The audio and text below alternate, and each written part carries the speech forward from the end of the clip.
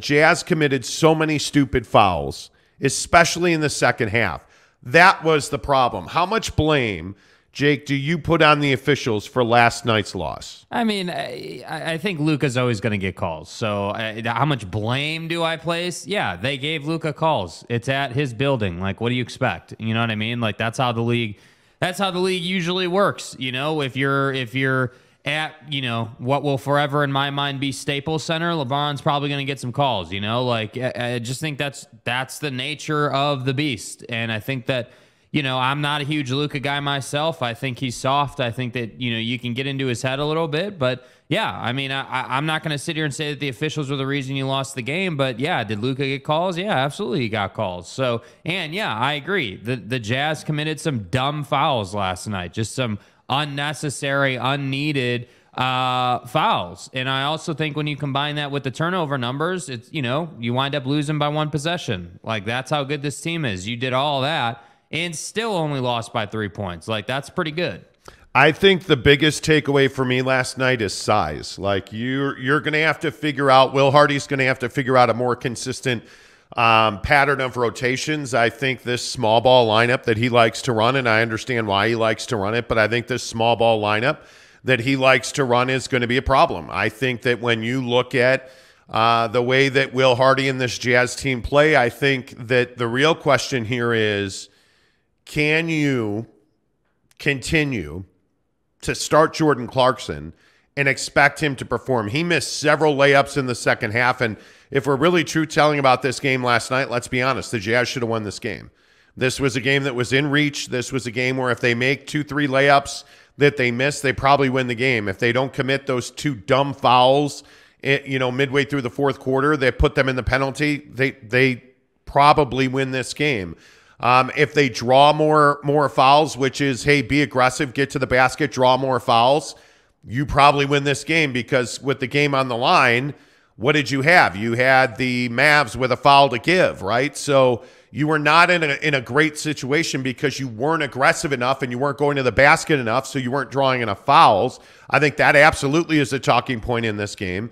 But I think rotations are starting to become a little more clear now. And I think, Jake, one of the biggest questions is around Jordan Clarkson. Should Jordan Clarkson be starting, or should he be a sixth man? Yeah, you know, I think that, you know, Jordan Clarkson on this team, I feel like needs to be a starter, but I you know, it's frustrating when he misses those easy open looks, you know, and I think that it's easy when you've been a sixth man most of your career for a team and for, you know, someone like Will Hardy to say, yeah, you know, we're going to put you back in that role and you'll be comfortable and everything will be fine. You know, like, I think, my opinion is I would keep pushing him out there, because I think you would. Know, yeah, like, I think it's one game. I think that overall it's been largely successful having him in your starting lineup. And I think the thing with Jordan's always been refinement, whether we're talking about not turning it over, whether we're talking about shot selection. Yeah.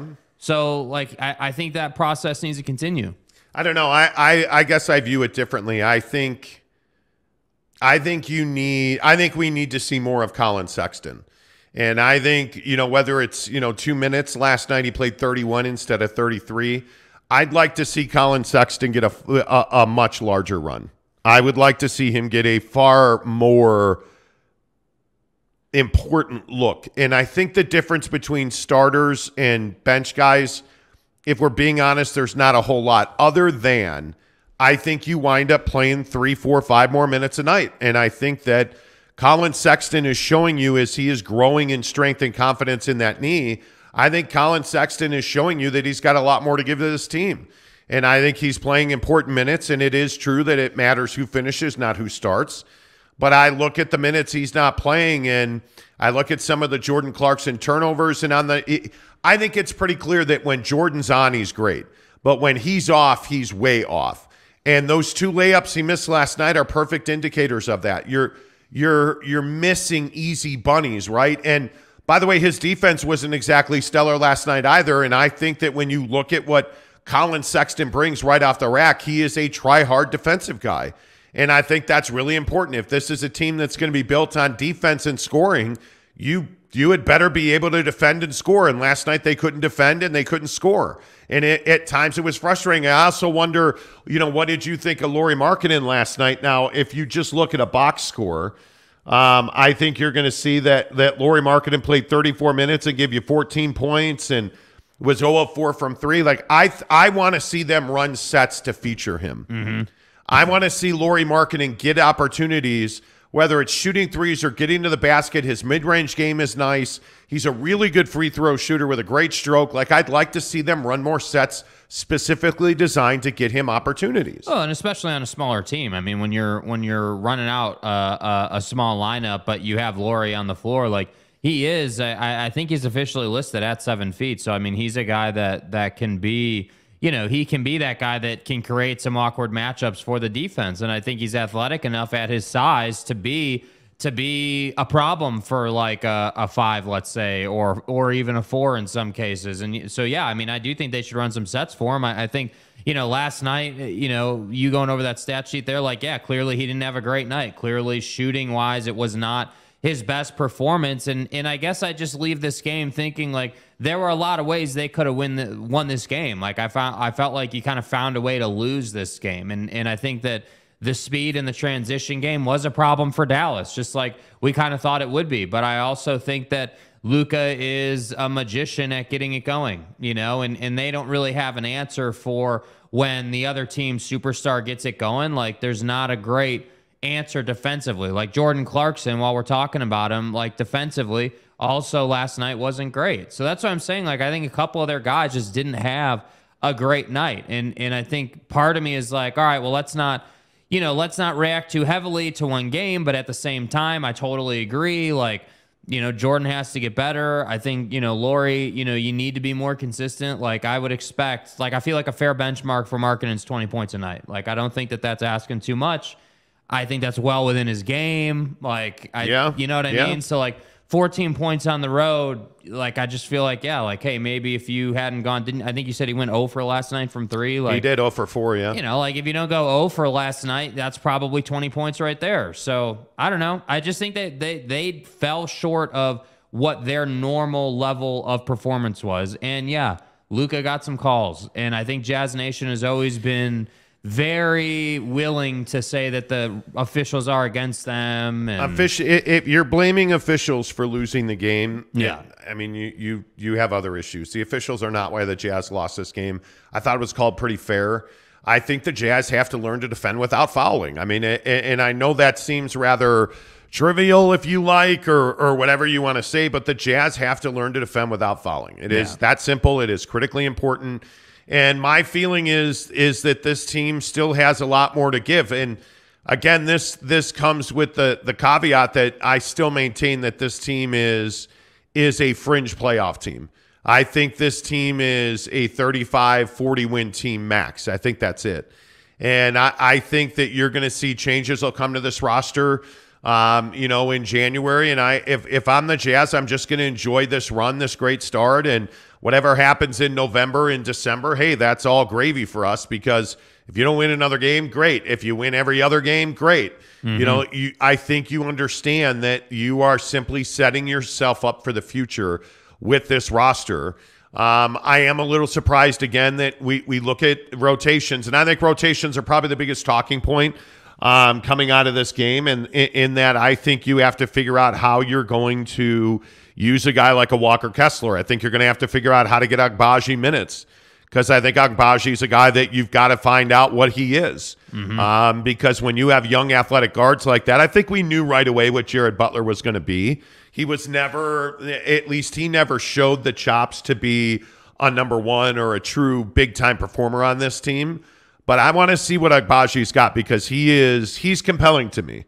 He is very compelling to me. So I expect a little more out of him. But I think this Jordan Clarkson question about whether he should be starting or not is interesting, because he's been such a good six-man for this team, six-man of the year for this team, that I think I understand why they want him to be in the starting lineup. I mean, it makes him money. If nothing else, it raises his trade value.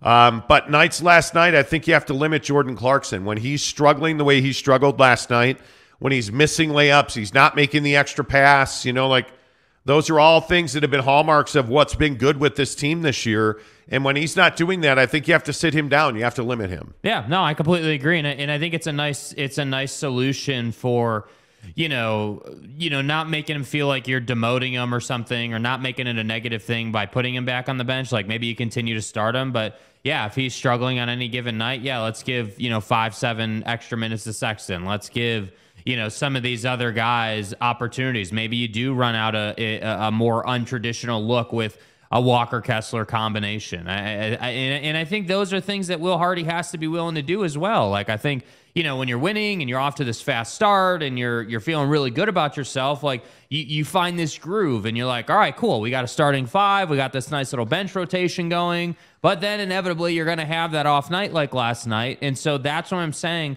And this is part of what I'm curious about with Will Hardy. How does this team bounce back? How does this team rebound from a game where I guarantee you they know they should have won that game? I guarantee you they're aware of that. Jake, you got to stop.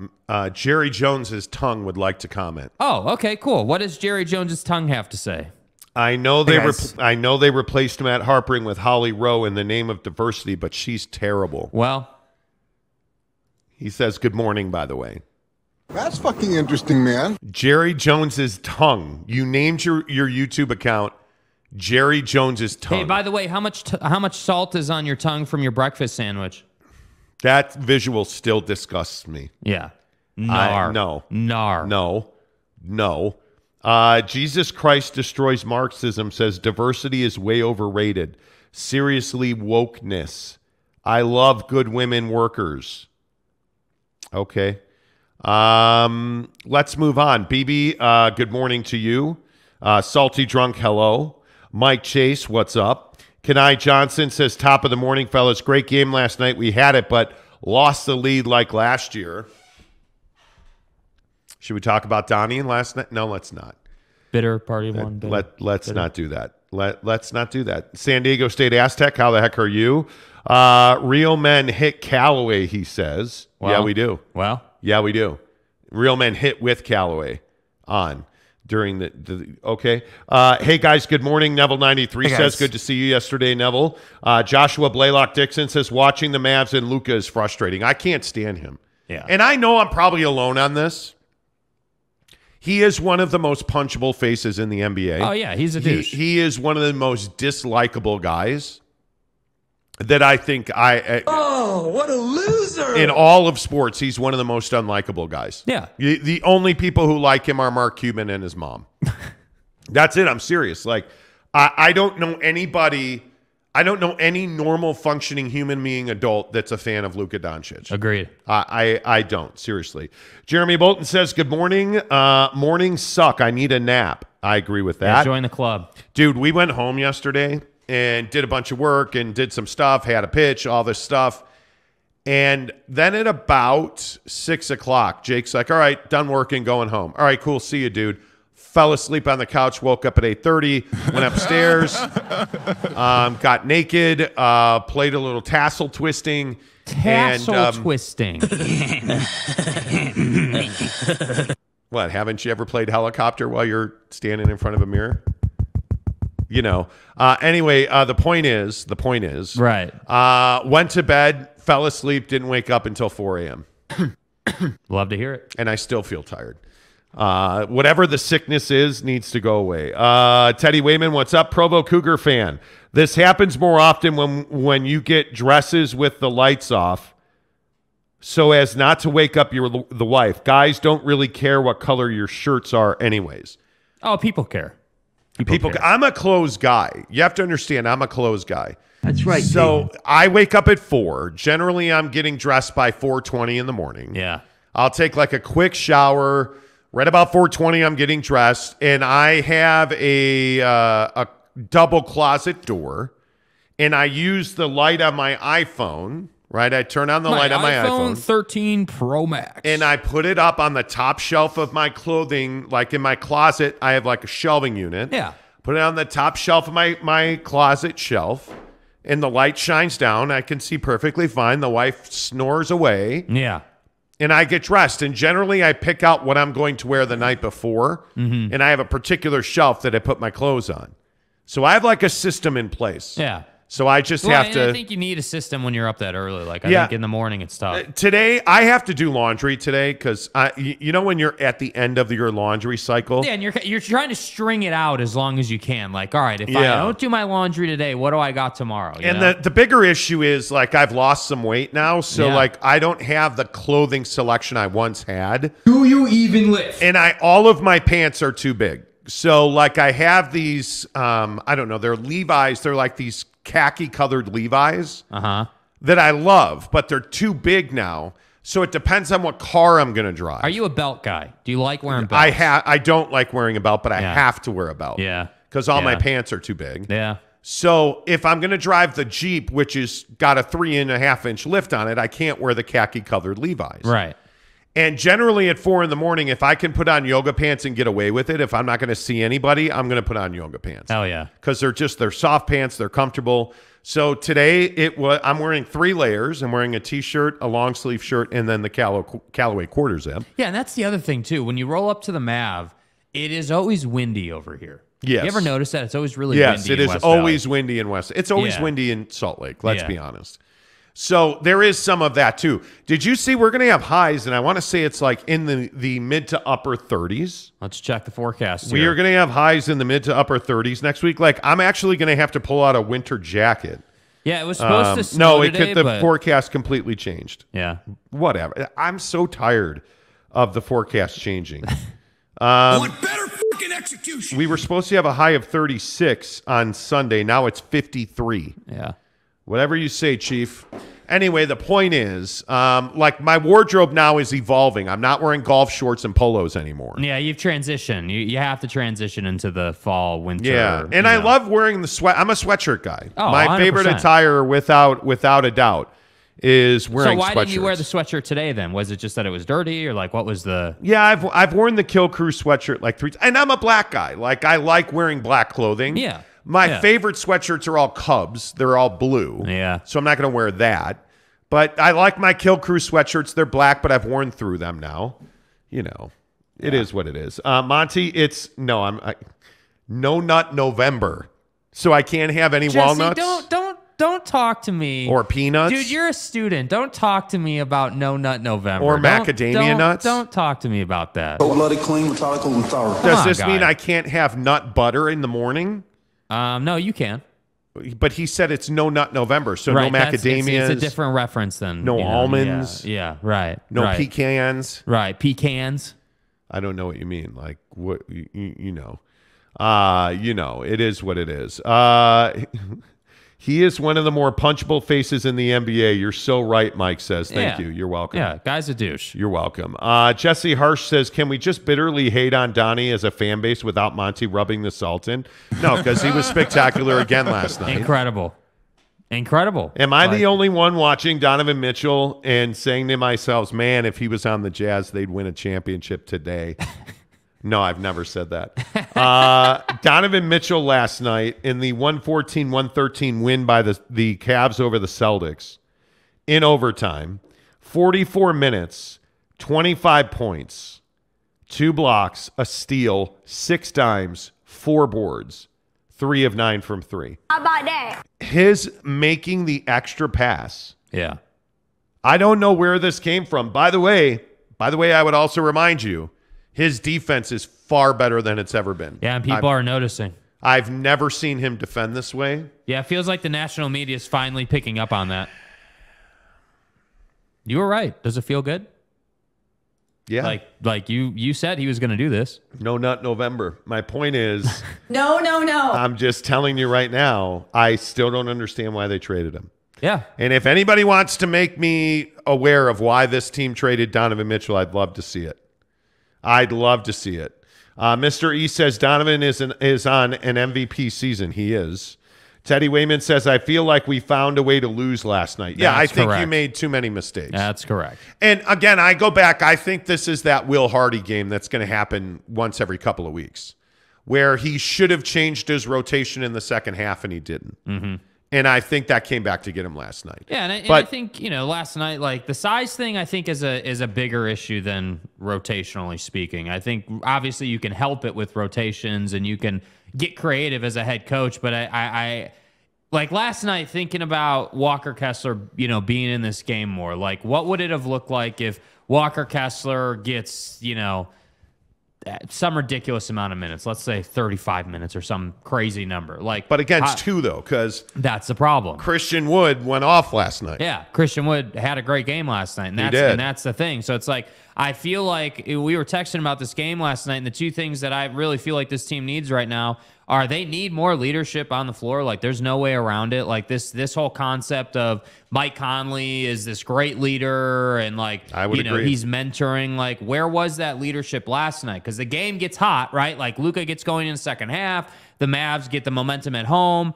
And it felt like you were a little lost out there as a team. It felt like there were a lot of times where you didn't have that maturity on the floor. So that's number one. But number two, I feel like you need a Christian Wood-esque guy. And that guy for them right now is Vanderbilt. And I thought he played well, generally speaking last night.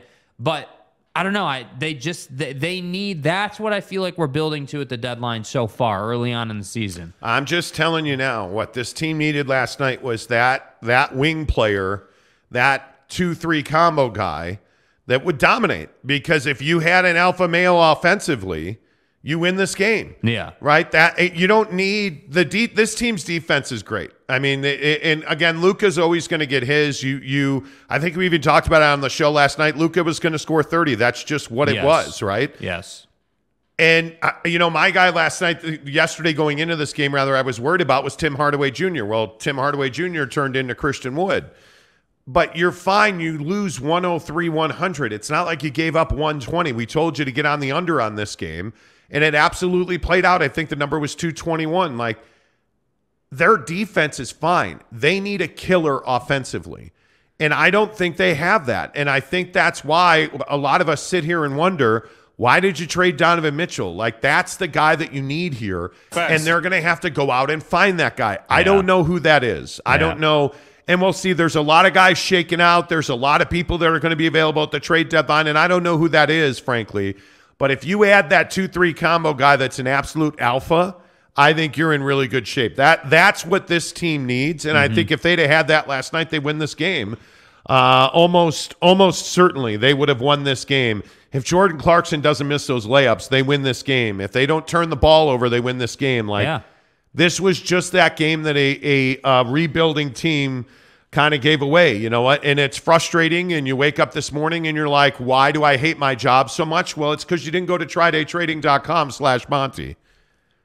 That was incredible. Who presents all of our Jazz talk and NBA talk right here on the Monty Show. trydaytrading.com/Monty. I'm just asking you to go watch a free webinar. That's right. It's 100% free. If you're tired of working the grind, if you're tired of looking for that side hustle, I'm telling you right now, get off the hamster wheel of side hustles. Get off that grind of, my boss is a dick. I hate my job. I don't want to go to work. Why am I leaving? Hey, if you want to drop your kids off at school, if you want to work for yourself and set your own schedule, you should be doing that. Stop waiting, stop wondering, and start doing it. trydaytrading.com/Monty. Day trading is absolutely an avenue for you to reach financial independence. And the best part about the guys at Try Day Trading is they're going to teach you how to be a prolific day trader. Nobody is working side hustles and grinding your face off every day to provide for your family to make minimum wage. We are all in this game of life to be gazillionaires and live that baller lifestyle we've all dreamed of. Get going on that today at trydaytrading.com, because what they're going to do with you at Try Day Trading is, one, you're going to watch a free webinar. trydaytrading.com/Monty. Watch the free webinar. There's no obligation, no strings attached. Go watch the webinar and then make a decision. And I think what you're going to see when you listen to the people talk about Try Day Trading, you listen to the people who've gone through their program, who learned from no knowledge of the stock market or being a day trader. They learned how to day trade. They were coached. They're mentored. They traded with Try Day Trading's money. That's right. Your first trades are with trydaytrading.com's money. Facts. And if you make money with their money, they split the profit with you 50-50. That's a heck of a deal. You don't risk your own money. You risk their money at trydaytrading.com. And let me tell you from my personal experience, being independent, working for yourself, running your own business, running your own life, not worrying about your schedule because your boss expects you there at 8 o'clock with coffee and donuts. Be your own boss. Work for yourself. Give yourself that vacation. Give yourself that new house. It all starts at trydaytrading.com/Monty. Make sure you tell them you heard about it on the Monty Show. Let's see what you guys are talking about. Jesus Christ Destroys Marxism says, my brother's hamster actually died 2 weeks ago. Okay, cool. Well, I mean, thanks for your contribution. Thoughts and prayers. Thoughts and prayers. Thoughts and prayers. Kurt Myers wants to know who won the lotto. Yeah, nobody. Absolutely nobody won the lotto. It's up to $1.5 billion. Do you guys want us to give away more tickets tomorrow? If we go and get more tickets, will you come by? Because it definitely, with all due respect, right?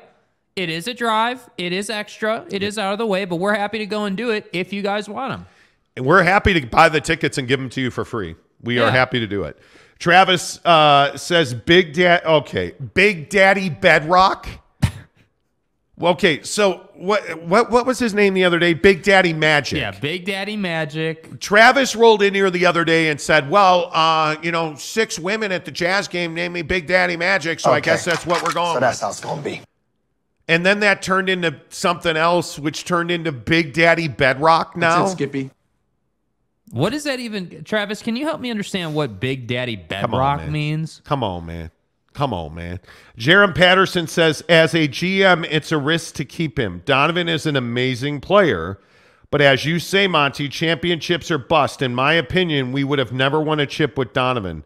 As a great team risk, Donovan leaving in a free agency. Well, it would have been 3 more years. Yeah.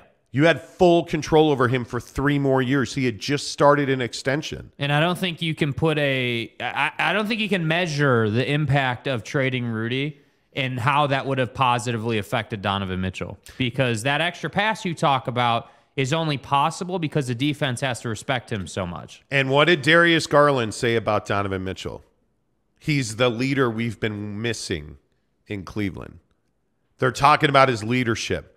They're talking about his mentorship of younger players.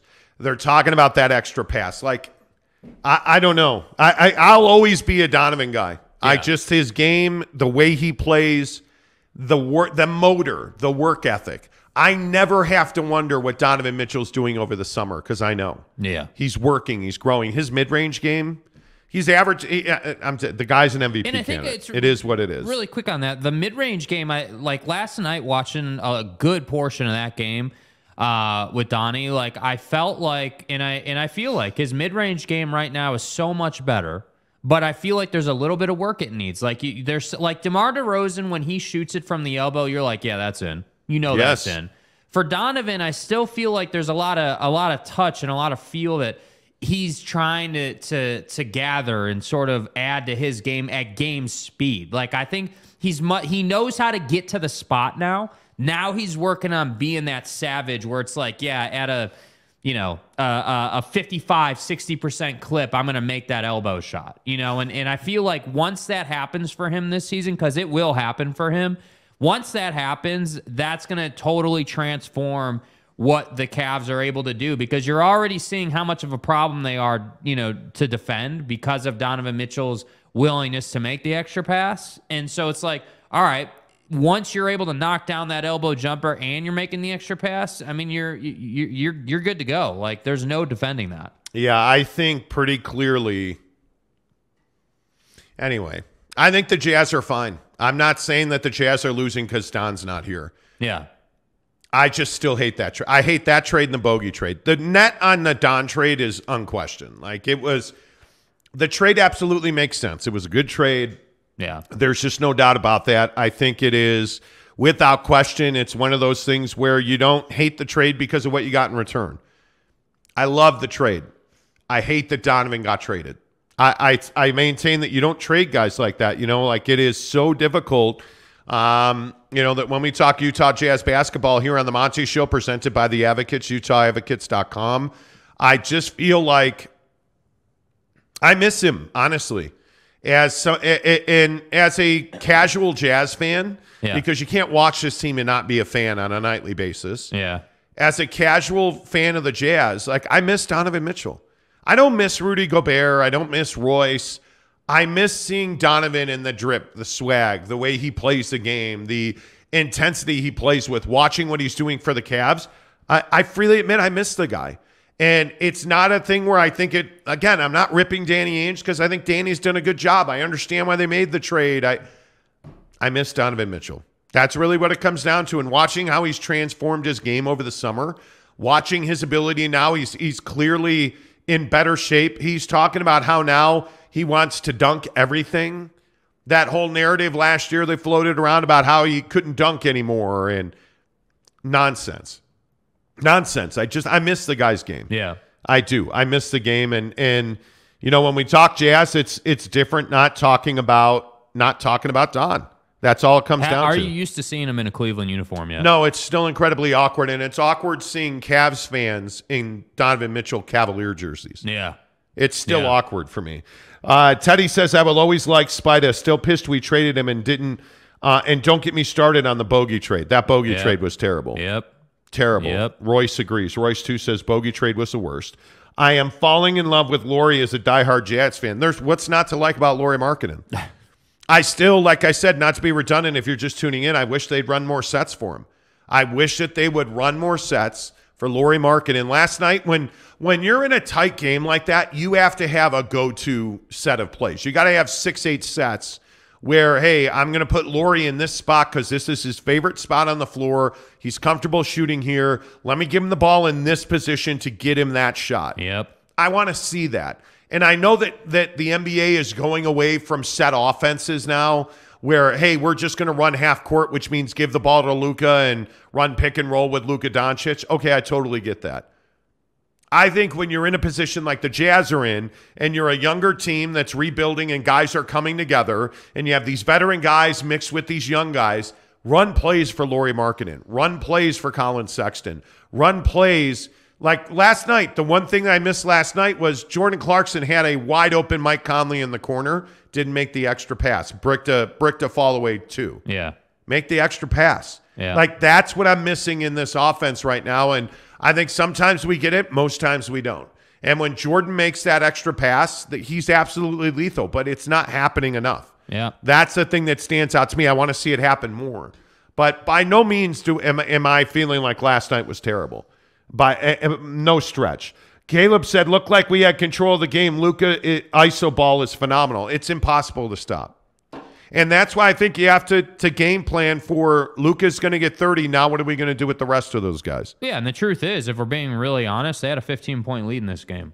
Like, with just another game where you gave away a big double-digit lead. Well, and I don't even, it's not that I mind that I don't like blowing 15-point leads. Yeah. You knew that was going to happen. You're in Dallas. That's been a terrible place. That's been a graveyard for this club. You know how difficult it is to win there. You know how good Luka Doncic is there. Like, I don't mind that they blew the lead. That's not why they lost the game. Yeah. Right? They lost the game because they didn't execute down the stretch. And they don't have a killer offensively.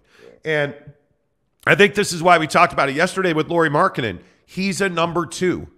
If Lauri Markkanen's your number 1, you're not winning a championship. If he's your 2 or 3, you're fine. Yeah. You're fine. That's why he's not in Cleveland anymore. Who's Cleveland's number 1? Without question, it's Donovan Mitchell. Yeah. Who is Chicago's number 1? Without question, it's DeMar DeRozan. Both those teams traded away Lauri Markkanen because he's not an alpha. He's a 2 or a 3. And there's nothing wrong with saying that. Everybody plays a role on a roster. Lauri Markkanen's a 2 or a 3. You don't have a number 1 on this team, and I think we all know that. I think we all embrace that. Doesn't mean you can't win games, but it means you're going to be a 500 or sub-500 basketball team this year. Yep. That's just what it is, and I don't have a problem with that. I really don't have a problem with that. Oh, Jake, the bots are in the chat. Damn. We didn't even get to anything. The bots are in the chat. Unfortunately, the bots are in the chat. I mean, we didn't even get to anything bot related. Like, trying to understand why there's bots in the chat today. Yeah, I don't know. Like, you know. Well, I mean, Jesse Harsh did bring up No Nut November, so, like, you know, maybe yeah, that's Jesse, what it was. What are you doing? Yeah, maybe that's what it are you was. doing, Jesse? Yeah. Maybe Jesse Harsh is a bot. Maybe. Could be. Who knows? Who knows? All right, couple more of your comments here. Football at 50 in 10 minutes. We have details on the Tommy and Jizzy prenup. What is that funny? It is funny. Salty Drunk says, Jake, your bots are here. Jesse Harsh says, Alex Caruso. Caleb says, would be nice to have Walker Kessler. He could have contained Christian Wood off the bench better. I think he only played 4 minutes last night. Tanner says, wow, Mon, I've never seen you wearing non-black. Wow, is it that big of a deal? Yeah, it's a big deal. I'm telling you, people care. Is it that big of a deal? People care, okay, dude. I appreciate that. Jeremy Bolton, good morning, friend. He says, who's Chicago's 15th man? Without question, it's Caruso. Could be. Could be. Salty Drunk, right on brand, says, what's up, super? Blake Lennox says, as Lil Wayne says, Luka, a B. Yeah. Could be. Exactly right, Monty. We need a number 1 and a 1B to go along with the crew we have. Yeah, and I think if you added a true alpha male number 1 wing player, a 2-3 guy. Hey, Claw. I mean, you're good to go. I love that drop. Yesterday or the day before yesterday on Monday, that drop was stuck in my head. I don't remember where we were. We were going to get the tickets. We were going to get the tickets. That's right. And it was John Wall. That's John Wall at Clippers Media Day saying, hey, Claw. Hey, Claw. Notice he doesn't say Claw. It's like that Texas Western, Southern hey, Claw. draw. Hey, Claw. Hey, Claw. Hey, Claw. Which is Claw. amazing. Absolutely amazing. That drop is one of my favorite drops. Royce, too, says, do you guys think Jazz keep Lauri beyond this year? I do. I actually think he could be a building block for you. Yeah. And by all accounts, he loves being here. He loves being here. So Teddy Wayman says, Luka complains so much. Yeah, I can't stand him. Cannot stand him. Yeah, he's a douche. Josh Lovren says, THT was a -10 last night in 14 minutes. He was. He's not a great defender. I wish they would give him the ball more. Caleb Harrison says Bradley Beal. Well, we've only said that about 1,000 times. Yeah. Aztec says Monty said, I'm a black man. And the bots absolutely had to come out. Did I say I'm a black man? Yeah. You said you're a black guy. Okay. And then you were like, I really like talking about color. Yeah. Yeah, I like black. Yeah. I like black clothing. I'm a black guy in clothing, no doubt about it. Jesus Christ says Phoenix got destroyed in Dallas in the playoffs last year too. Seriously, and in Phoenix by 33 points. We're down by 50 at the half. They were down 50 at the half. Yeah. Dallas is good. I don't think they're not championship good. And that's what I mean. Like they're obviously a playoff team, but like that's what I'm saying. The Jazz can be a playoff team. It's going to take more though than, hustle and hard work to beat these good teams. And that's what I've been trying to get at here. Like this team can beat good teams, but they're going to have to execute the little things. That's what it comes down to in the NBA. And I think we're seeing the haves and the have-nots. You look at the teams at the top of the conference, and really if you look at the teams at the bottom of the conference, they don't have alphas. They don't have, I look at what's going on, like with the Lakers last night. Matt Ryan, an Uber Eats driver, a year ago he was driving Uber Eats, hits a corner 3 last night to send the game to overtime. Lakers win it in OT. Like the best teams in this league have alphas. Yeah. It's not a secret that the teams that struggle don't have number 1 go-to guys. Every championship contender, and if we just look at the standings, and you look at the Western Conference, the Phoenix Suns are the number 1 team in the West at 6-1. They have Devin Booker. You look at Portland 5-2. They had Damian Lillard. Now he's hurt. The Jazz are 6-3 in third spot. They don't have an alpha. Memphis has Ja Morant. San Antonio doesn't have an alpha. Denver doesn't have an alpha. Denver's got Jokic. Yeah, but is he an alpha? Yeah, I'd say he's an alpha. No. Yeah. He's an MVP. Well, he might be an MVP, but that doesn't mean you can give him the ball and say, go win me the game. Oh, I think you could. You really don't think so? No, I think he's soft. I think he can be had. Well, I think he can. Okay. And I think that's why they haven't contended for a championship yet. Yeah. I think Jamal Murray's an alpha. Yeah. Who do you want to take the game-winning shot, Jokic or Murray?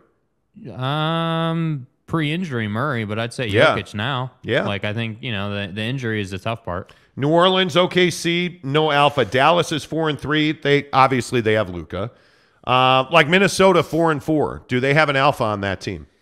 I don't think you can say they do. I want it to be Anthony Edwards, but there was an interesting moment at the presser the other night with Anthony Edwards where he's looking at their roster and the question related to Rudy, and you could see some hesitation out of Anthony Edwards and like some, I'm not going to say disdain, but like some annoyance with the question around Rudy and the starting five and figuring that out. And I'm just really curious. I'm telling you, as a Jazz fan, it's something you have to pay attention to. Pay attention to what happens to Rudy Gobert in Minnesota. There's something I don't think that they can keep running out this starting five with both of them on the floor and get to an NBA Finals. I just don't see it. I don't either. I think that's an odd mix, and I still maintain that the Cat Rudy thing is not going to work. Yeah. I don't know how you fix that. And because I'm telling you now, Karl Anthony Towns not an alpha. Anthony Edwards is an alpha, but he's not there yet. Yeah, I think he's an alpha in the making. Like he's becoming that guy, but he's not there yet. Do the Lakers have an alpha? Yeah, it's LeBron. Yeah. LeBron's an alpha for sure. Is he? I haven't seen it this year. I want to see that. And granted, he's been deathly ill. What's an alpha then? What's an alpha? A guy that I can give the ball to and say, go win me the game. Okay, well, in that case, maybe they don't. I don't know. LeBron's been dealing with the sickness and he's been stuff. Yeah, he's supposedly lost like 8 pounds. Yeah, to this illness he's had the last week. But I don't know, and I just don't think there are many guys. I mean, how many Durants are there? How many Donovan Mitchells are there? How many? Yeah, I mean, there's not, and that's what separates is Giannis. Is Giannis that guy? Can you say, "Here's the ball, go win me the game"? Yeah. They will, yeah. I mean, I think there are a lot of times where they give it to Chris Middleton, but he hasn't been able to stay healthy. No, he's been hurt a lot. And I don't think by any stretch of the imagination he's an alpha. I just think he's a really skilled mid-range player. Yeah, we'll see. Let's see. Josh Levern says alpha, clutch and pressure moments. I would agree. Cat already apologized to Rudy. That's so awkward. But it's so awkward, man. But you notice, like, we're less than are they even 10 games in on their schedule, and you're already apologizing? Like, come on. They're not. Minnesota has played 8 games. Yeah, they're 4-4. Like, come on, guy. They've played 8 games. You see what I mean, though? Like, this is the issue with Rudy Gobert. Like, he gets paid a ton of money, and he's not that guy. He's not that guy. Yeah. And I know that upsets people. I totally get it. I don't know. I think the Rudy trade, all the trades that Danny's made, with the exception of the Bogdanovich trade, were stellar moves. Yeah. But now you're just getting started here. Jesse Harsh says LeBron is done winning rings. He's just chasing Kareem's record now. I don't necessarily disagree with that. I mean, that could be.